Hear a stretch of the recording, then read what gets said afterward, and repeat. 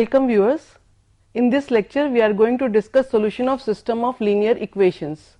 We will be using all those concepts which we have developed during my lectures on matrices.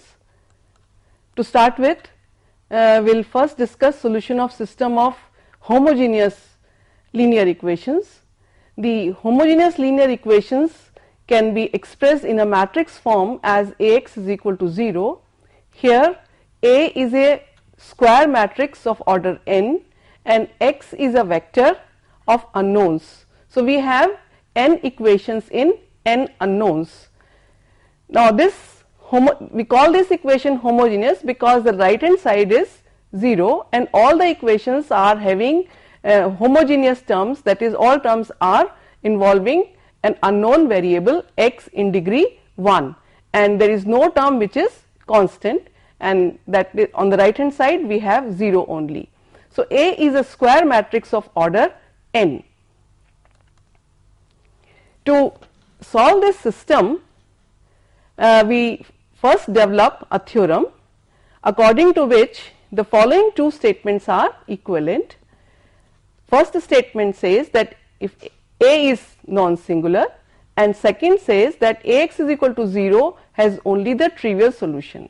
By this I mean to say that if A is non-singular, then Ax is equal to 0 has only the trivial solution, or if Ax is equal to 0 has only the trivial solution, then A is non-singular. So, let us first prove this result. To start with, we prove the forward side, that is A is non-singular. By this statement I mean to say the determinant of A is not 0, this by the definition of a non-singular matrix A, and if determinant A is not 0, then the augmented matrix formed by the column vector 0, that is A colon 0, will be transformed to the matrix In colon 0, in which we will be having identity matrix on the right hand side. That means we can apply elementary operations on the augmented matrix, and this augmented matrix can be converted to a matrix like this, and this simply means that we will have identity matrix as the coefficient matrix and the right hand side is 0, and by this I mean to say that if I am having n is equal to 3 and I am having 3 unknowns x, y and z, then from this z is equal to 0, y is equal to 0 and x is equal to 0. That means 0 0 0 is the solution of this matrix. This is, I have explained for n is equal to 3, but this is true for n value, for any n. So, this simply means that x equal to 0 is the solution of given system. So, I have proved this part. This is one way of proving this. Another way may be that rank A is equal to n. If determinant A is not 0, then we know rank A is equal to n, and accordingly nullity will be 0, and if nullity is equal to 0, then the system Ax is equal to 0 has the trivial solution x is equal to 0. So, we have proved that x equal to 0 is the solution of given system when A is non-singular. So, this is first part. According to the second part, B implies A, that is if x is equal to 0 is the solution of the system, then we will prove that the matrix A is non-singular. To prove this, we say that the augmented matrix A 0 can be transformed to In 0 because x equal to 0 is the only solution of the system, and this means determinant A is not 0, and this by definition A is non-singular. So, we have proved the theorem for the system of homogeneous equations. So, if the system is homogeneous, we will have only the trivial solution provided determinant A is non-zero. Now, we consider a non-homogeneous system. So, let us consider a system of m equations in n unknowns, that is Ax is equal to b, then the matrix A is of order m by n, where m are the number of equations and n is the number of unknowns. Now we consider different cases. Case 1 is when m is equal to n, that is the number of equations is equal to number of unknowns. In that case, the matrix A is a square matrix. So let us consider a situation when rank of A is equal to n. So if rank of A is equal to n, that means matrix A is non-singular, and if the matrix A is non-singular, then the matrix is to be invertible. That means we can very easily find out A inverse, and A inverse exists. And if A inverse exists, then we can pre-multiply our given equation Ax is equal to b by A inverse, simplifies to x is equal to A inverse b. So this expression gives us the solution for the non-homogeneous system Ax is equal to b. Now this simply means that finding the solution means finding inverse of the given matrix A. So if the solution is to be obtained, then we have to first obtain A inverse, and then A inverse multiplied by b is the solution of the given system. Now this is actually the basis for a method developed as this method is called Cramer's rule, and according to this, a non-homogeneous n by n system Ax is equal to b, given that determinant A is not 0, then the system has a unique solution. So this method is applicable when determinant A is not 0. The unique solution of the system is given by x1 equal to determinant A1 divided by determinant A, x2 equal to determinant A2 divided by determinant A. The ith component of the solution vector xi is equal to determinant ai divided by determinant A, and the last component xn in the solution vector is determinant an divided by determinant A. What are A1, A2, AI matrices?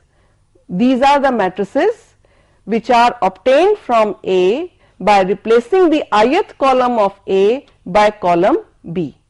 So let me first prove this result.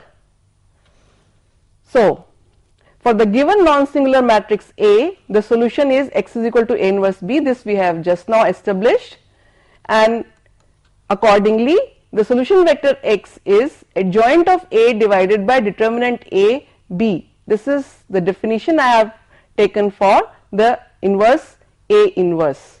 So x is equal to adjoint A divided by determinant A into B. Now we can write down this equation in this expanded form.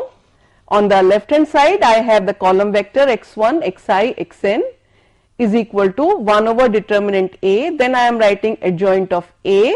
This is my adjoint of A, and then the column vector b1, bj and bn.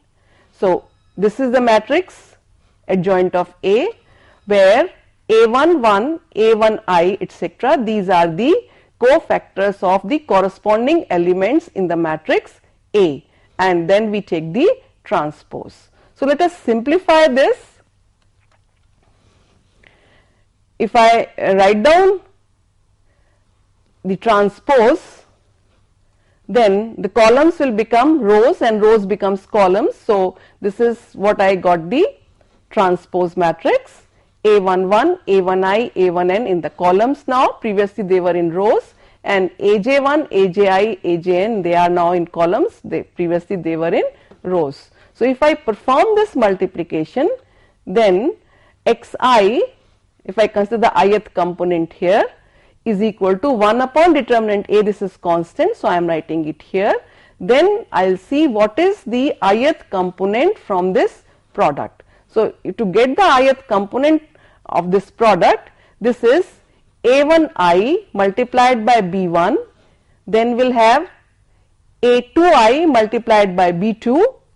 So this ith row multiplied by this column, that will give me the ith component here. So xi is equal to this element. So this element is obtained by multiplying this row by this column. So it is A1i B1 plus AJI BJ, this multiplied by the jth element here, and ANI multiplied by BN. So Xi is equal to this. To prove the result, I have to show that this is nothing but determinant AI. So let me first simplify the determinant AI. For this purpose, let us consider determinant AI as this determinant. Now what is this determinant? Is the determinant of the matrix A with ith column is replaced by the column B, which was there on the right hand side of equation Ax is equal to B. So this is the column which I have replaced at the ith position. So this is determinant AI. To simplify this, if I expand this determinant along this column, then I know AI, determinant AI is equal to A1i multiplied by Bi plus A2i multiplied by B2 plus AII multiplied by Bi plus ANI multiplied by Bn. So this I know from the properties of determinant. So this is nothing but determinant AI. So once I am convinced that this expression is determinant AI, I can easily prove the result.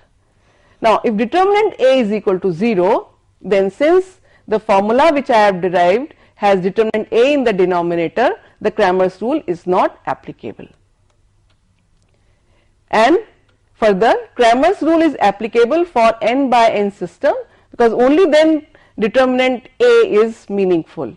So Cramer's rule has two limitations, that is, it has to be applicable for n by n system, and second, determinant A should be non-zero.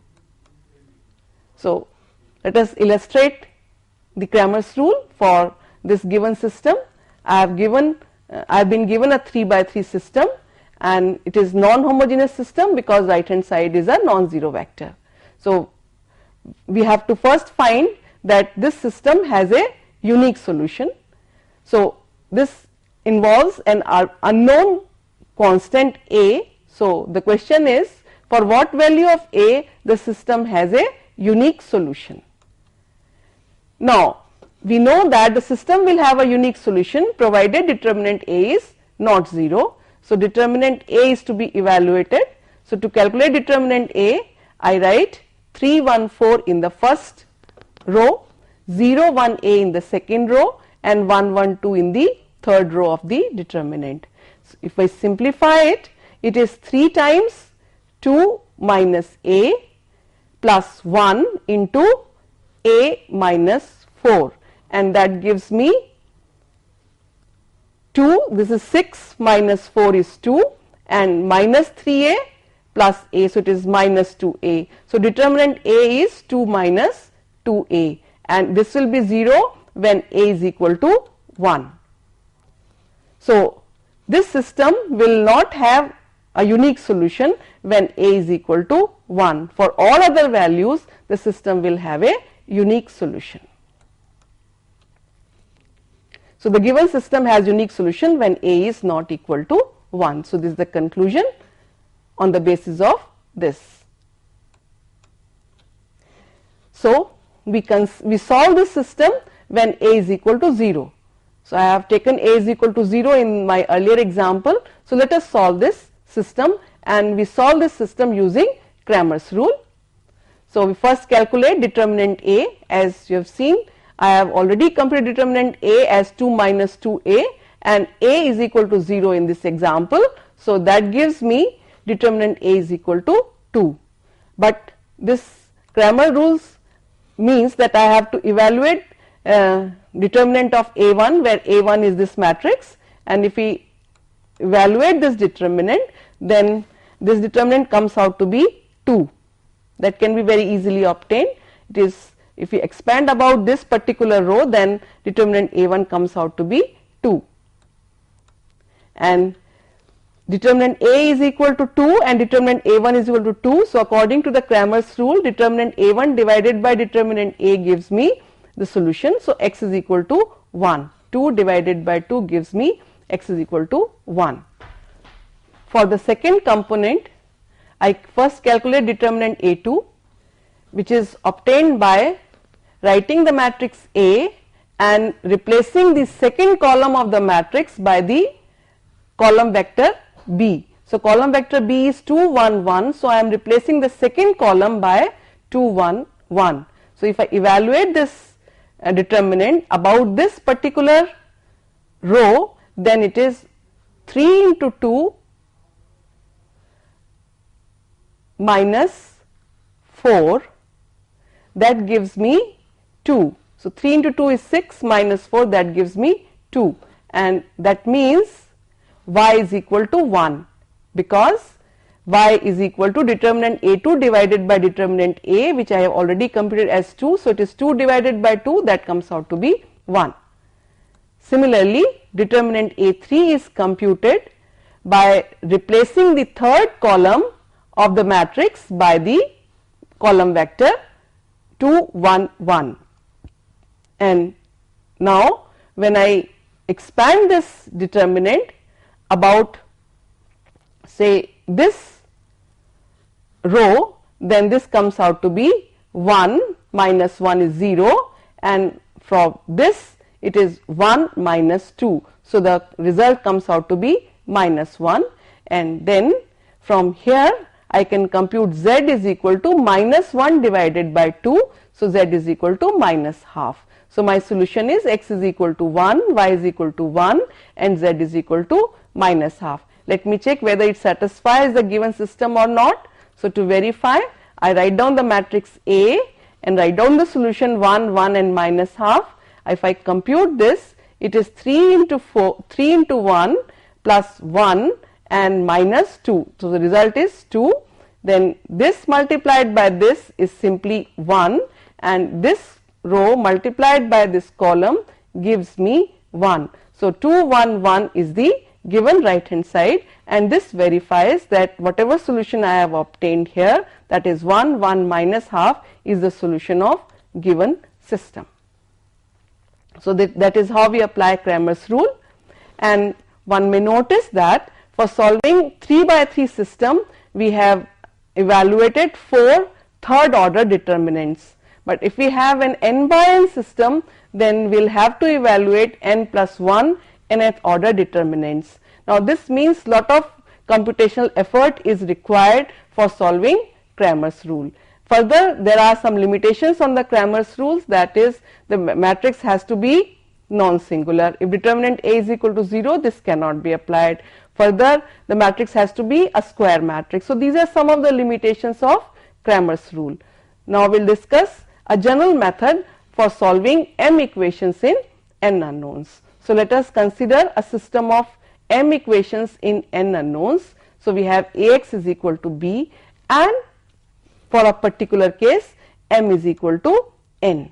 So if we take m is equal to n, then rank of A is equal to rank of A colon b, the augmented matrix, is equal to n.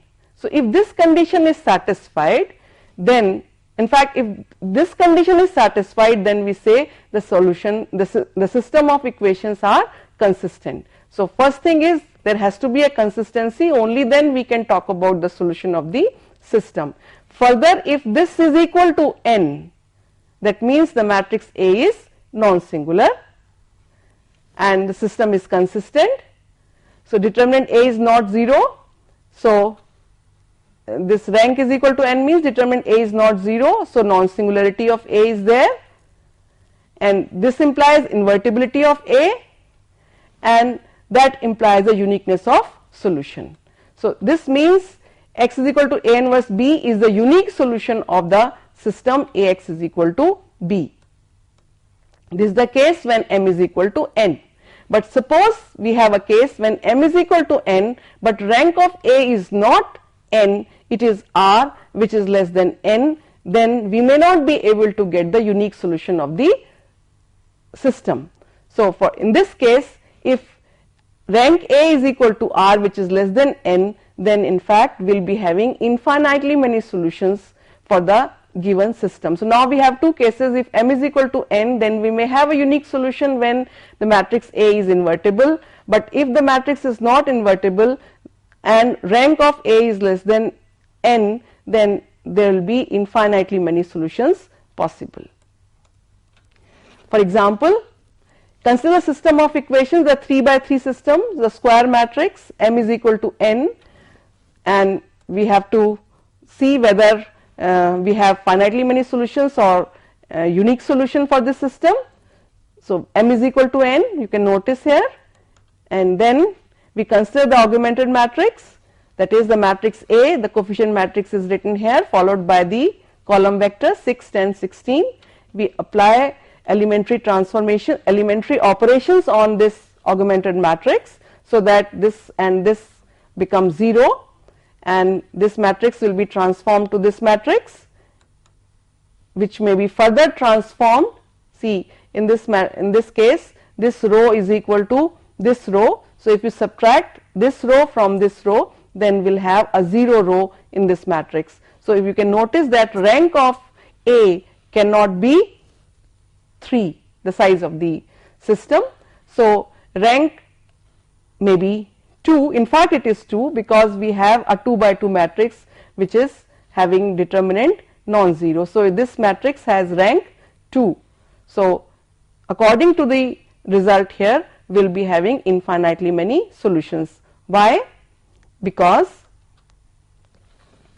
rank of A is equal to rank of the augmented matrix, and this is 2, which is less than 3. Then we have this augmented matrix. Then from here, this equation is not giving any information, only these two equations are to be solved in 3 variables. From here one can notice that z can be assigned any arbitrary value.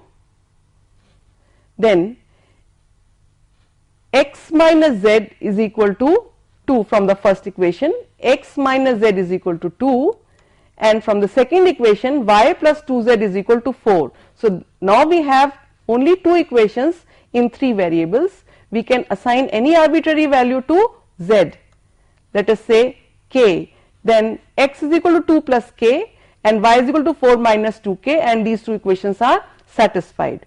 And that means you can give arbitrary values to k and we will be having different solutions. So as we change values of k, x and y will vary, and that means we will be having infinitely many solutions for the given system. And this is happened because the determinant of A is 0 and rank of A is 2, which is less than 3. So we have infinitely many solutions in this case. Now I consider a case when m is less than n. So previously we were considering a case when m is equal to n, or we have a square system. But suppose number of unknowns are less than, number of equations are less than the number of unknowns, then what will happen? Rank of A is equal to R, which will be less than equal to m, but this m will, since it is given to be less than n, so rank R will always be less than n. So this is the situation, and then according to the rank nullity theorem, nullity of A is n minus R, and if that is the case, then the system again will have infinitely many solutions. In fact, n minus R unknowns can be assigned arbitrary values, and only R unknowns will be written in terms of remaining unknowns. So R unknowns are expressed in terms of remaining n minus R unknowns, and this I illustrate for this system. So let us have 4 equations in 6 unknowns. So I have the coefficient matrix as this. This is the column vector of unknowns. They are 6 in number, and we have 4 equations. So in this system, if I consider the augmented matrix A colon B, then this is the coefficient matrix, and here I have added the column vector 2, 3, 2 and 7. I can apply elementary transformations, and this can be reduced to this. This can be done very easily. You can subtract this from this, you can subtract this from this, and then one can add the 3 and subtract. So this can easily be transformed to this by using elementary transformations. Now in this case, one row is identically 0. You can further simplify it. So this is what I have obtained in my last slide. One can notice that this is a square matrix which is having non-zero determinant, and that means the rank of this matrix A is 3. Further, if you consider this, then again the rank comes out to be 3. That means the given system is consistent, as the rank of A and the augmented matrix both are equal and they are 3. Now if this is the transformed matrix, transformed augmented matrix, then one can notice that this row and this row has the leading ones in this column, the leading one here, and the leading one is here. Leading term is this in the matrix, and from this discussion we conclude that rank A is equal to 3 and we have a consistent system, and this is leading one corresponding to the unknown x1, this leading one is corresponding to the unknown x3, and this is corresponding to x5. So we can say that x1, x3, x5 are expressed in terms of the remaining unknowns, that is x2, x4 and x6.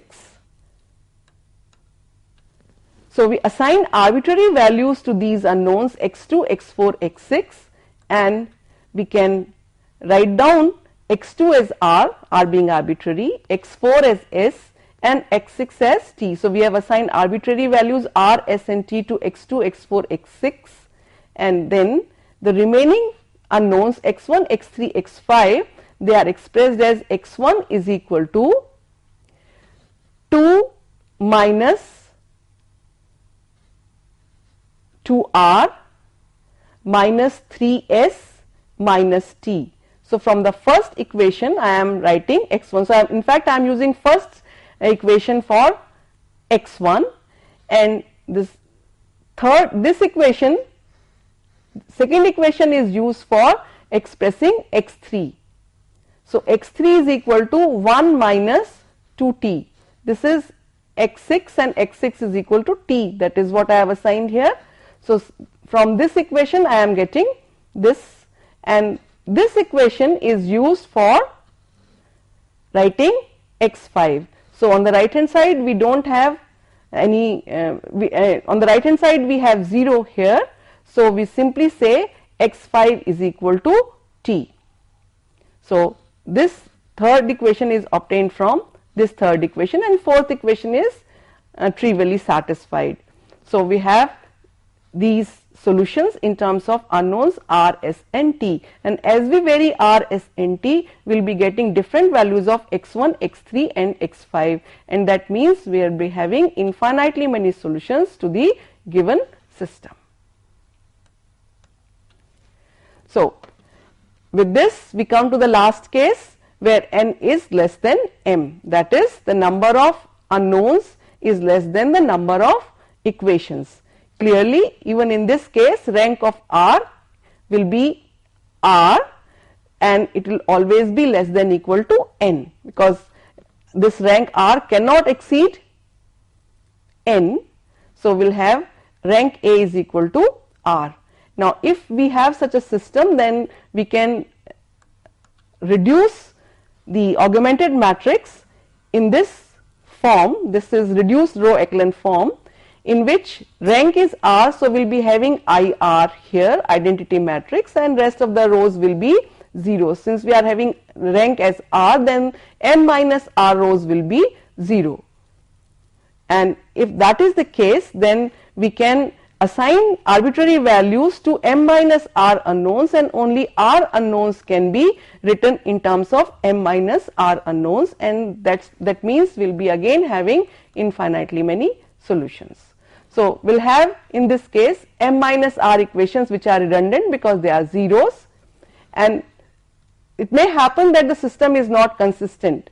Then of course we cannot solve the system, but if it is consistent and if r is equal to rank of a is less than n, then infinitely many solutions can be obtained. In the next example, I am considering the case when n is equal to m.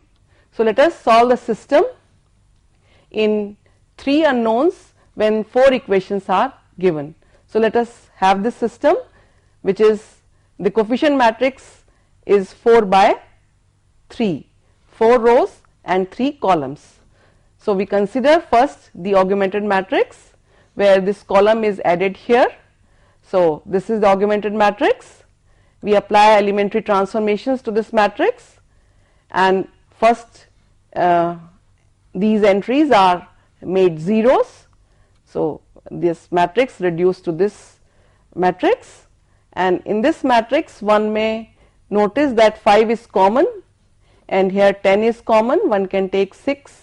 You can further rationalize this row, and applying elementary transformation to this matrix gives this matrix, and from here one can notice that this row is identical to this row. So, this row can be made to 0, and this matrix transforms to this matrix having one row as identically 0, and from here this square matrix has determinant non-zero. One can notice here, if you expand about this particular row, then 2 into 1. So, this is non-zero determinant. So, the rank of this matrix is 3.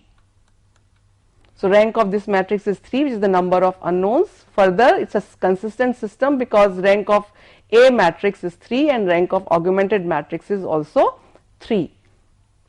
The consistent system, and having one redundant equation in this case. However, making this equation as redundant, we have 3 equations and 3 unknowns. This system can be this determinant is non-zero. So, this matrix is invertible, and then the solution of this matrix can be obtained uniquely. And if we solve this, then third equation gives me z is equal to 3. Substituting z is equal to 3 in this equation gives me 2 minus 3, that is y is equal to minus 1, and substituting z is equal to 3 and y is equal to minus 1 in the first equation. We call this procedure as a back substitution. We start with the lowest entry, where the value of this is substituted in this next equation, and all the values will be substituted in this equation. So, following this procedure, x comes out to be 9 minus 3 minus 2. So, this comes out to be x is equal to 2. This is minus 2, this is 3 and 3 9. So, this 9 will get cancelled with this, minus 1 and 2, that is minus 2. When it goes to the other side, x comes out to be 2. So, this system has unique solution. So, we have discussed methods for finding solution in different cases. Different possibilities are there when m is equal to n, m less than n, m greater than m. Now, we have 2 situations when the system is homogeneous, when the system is non-homogeneous. So, what is the relationship between the system of a homogeneous system of homogeneous equations and system of non-homogeneous equations? For this purpose, let us say xp is a solution of non-homogeneous system, Ax is equal to b, while xh is the solution of corresponding homogeneous system, Ax is equal to 0. Then one can prove easily that xp plus xh is also a solution of non-homogeneous system, Ax is equal to b. One can very easily check it. If we substitute xp plus xh in this equation, then this equation must be satisfied. So for this purpose I write A, and in place of x I write xp plus xh. Perform this multiplication, it is axp plus axh, but axh is equal to 0. So what remains is axp is equal to b, but we know that xp is a solution of ax is equal to b. So this equation is satisfied, and that means xp plus xh is also solution of ax is equal to b. Now this is very similar to what we have in case of differential equations, and we have a result that every solution of ax is equal to b can be written as xp plus xh. So it has two components, one is the solution of homogeneous part and this is the solution of non-homogeneous part. We call it xp is called as a particular solution. So if we represent the solution of ax is equal to 0 on the plane, see for ax is equal to 0, 0, 0 is also a solution, then we may have number of solutions other than x is equal to 0 if determinant A is 0, then possibility of other solutions are there, and we know that all these solutions of this equation, they will form a vector space. So I am denoting that plane consisting of all the vectors which satisfy this equation as this plane. So this plane means the solution of all the solutions of Ax is equal to 0. But if I consider Ax is equal to b, then this plane will be parallel to this plane, and all the solutions here, they are shifted this distance, they will form a solution of Ax equal to b. That is the relevance of xp plus xh. So the solution, these two planes are parallel planes. So this is the geometrical interpretation of xp and xh. Now we have discussed number of results related to the two systems Ax is equal to 0 and Ax is equal to b. Now we say that the following statements are equivalent for a square matrix of order n. So the first statement is A is non-singular, second is determinant A is not 0. We are in fact using this definition for a non-singular matrix. Then A is row equivalent to In. Whenever the determinant A is not 0, then we can always reduce A to In by applying elementary row transformations. A has rank n, determinant A is not 0, so rank will be n. A has nullity 0 due to rank nullity theorem. The rows, columns of A form a linearly independent set of n vectors. This also we have proved earlier. And finally, Ax is equal to 0 has only the trivial solution. So all these statements are equivalent related to Ax is equal to 0. Similarly, the following statements are equivalent when we have A is non-singular, determinant A is not 0. All these things are same which we have discussed. The last point is slightly different, and it says that the system Ax is equal to b has unique solution for every column vector b.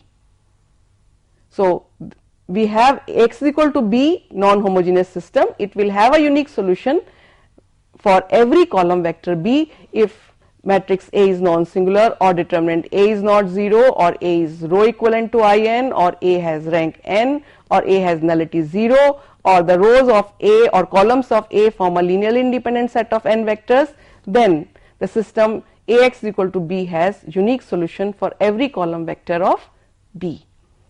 Now with this we have arrived at the end of this lecture, and in this lecture I have discussed different situations for solving system of equations.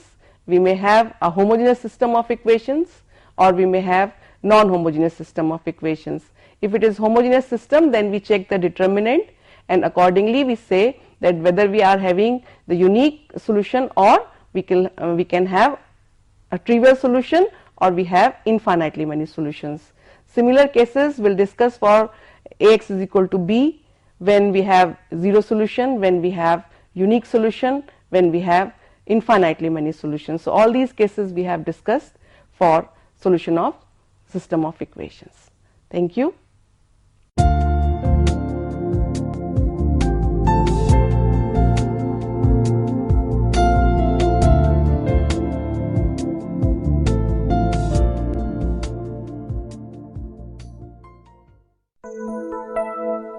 Thank you.